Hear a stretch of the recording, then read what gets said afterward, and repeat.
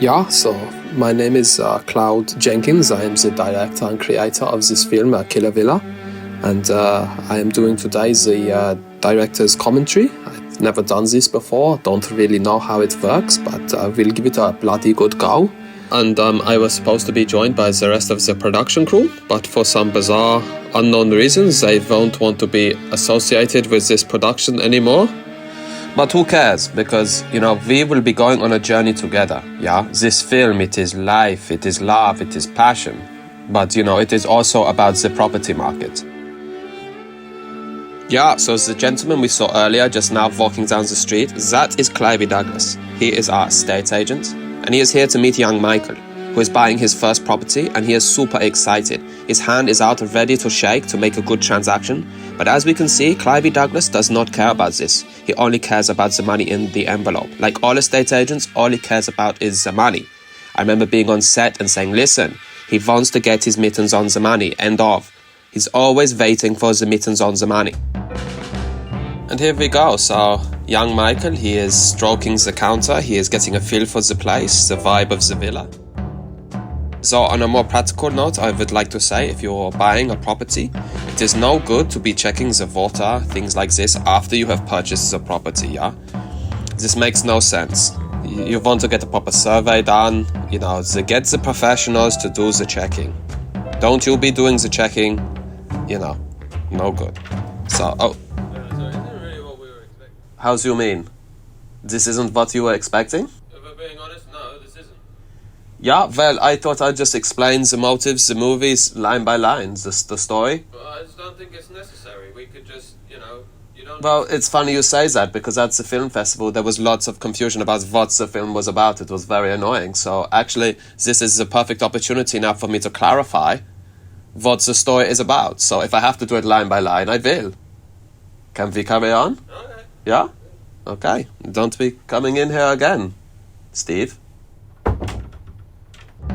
Okay, so these next few shots are to really highlight how busy our man Clive Douglas is. He is the real deal. He is no Michael Mouse estate agent. He is the big boy. Always on the phone, always about the money. Funny story, well, not really that funny. It turns out the actor who played Clive Douglas was in fact all about the money. We stupidly paid him his full amount after the first day of filming. He was supposed to be there for the whole week. And after we paid him the first day, his full amount, we've never saw him again. Yeah, not good times, but it's not my fault. It was Sheila's department, so I laid the blame fully at her door. You really dropped the ball on that one, Sheila. Okay, so this is actually an important part in the film, so I will stop talking about Sheila and all of her mistakes. So, yeah, this is the point in the movie where the villa is turning against young Michael. So he is trying to get comfortable, but he is noticing that the villa is strange. There are forces at play. That means the lights are flickering, the fan is rotating without his command. This is really to just symbolize the uneasiness of the property market. It is very volatile, and if you are not careful, it will consume you. Financially, yeah, with the utility bills, the mortgage repayments, the property upkeep, all these things. And as you can see, he's like, yo, I'm out of here. Okay, now we are again with one of the many mistakes that happened on set. This time, for some fucking reason, no audio was recorded. So I will do my best to fill in the gaps with the dialogue, which should have been recorded. So yeah, he is like, why aren't you cooking my cheese sandwich? It is cold. I want it to be warm. That is your job. You are a microwave. You to make things the warmer. And now he is like pressing the buttons. He's like, no, just make it warm now. And the microwave is having none of it. He's like, no, I will not do it. And then boom, the microwave tries to bite his hand. Yeah. So there are many Buddhas around the villa, and throughout the rest of the film, the Buddha will really become young Michael's advisor. And here, young Michael is sitting down, he is parleying with the Buddha, and he is telling about all the antics that happened earlier in the day with the microwave.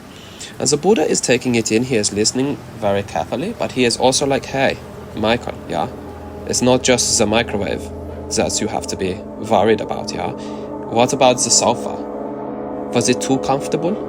Maybe it was not comfortable. Maybe the sofa was trying to consume you.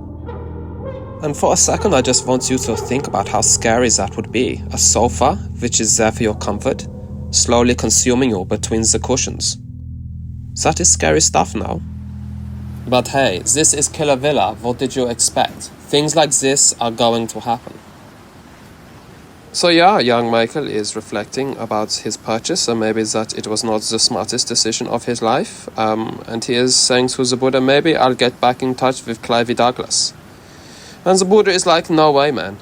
That guy is all about the money. He does not care about your life. But young Michael does it anyway. He's like, no, I'm going to see Clive Douglas. He can't be that bad. So he goes and meets him, and he is telling him all about the crazy things that are going on at the villa. And Clive Douglas doesn't really want to hear this. I imagine what is going on in Clive Douglas's head is just, you know that song? It's, how is it? It is, money, money, money, money. That song is just on a constant loop inside of his brain. So yeah, he cannot hear what young Michael is saying because that song is just so loud inside of his head that so no other noises can get through. So yeah, so young Michael is like, look, the door, sometimes it opens, sometimes it doesn't open. And the Clive Douglas is like, okay, so but this guy is crazy, no? So he goes in, he's like, look, the door opens, you fool. And the music is absolutely perfect for this bit, yeah? And now this is when the friendship between the Buddhas really sours between young Michael and them, because he's like, yo, when the Clive Douglas was here, why did you not say anything? You've been talking to me this whole time, and yet Clive Douglas comes here and you goes all quiet. You make me look so stupid.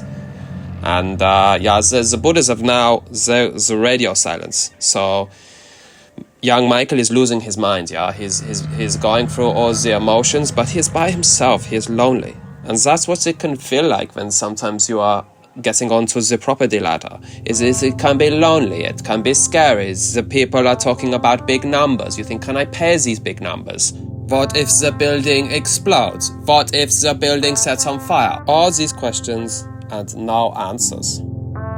You can hear the music now. The music is coming in and it is getting super sad. And that is because the final consumption is about to happen. Usually the swimming pool is for leisure, but now he is about to be underwater treasure, yeah? Treasure for the estate agent to collect later. That will all become apparent in these next few scenes, yeah? So sad. He is drowning, face down, and there's nobody to help him. The Buddha are long gone. They don't care. And then, look who shows up. No surprises there. It is Clive Douglas. He is here to clean up the evidence.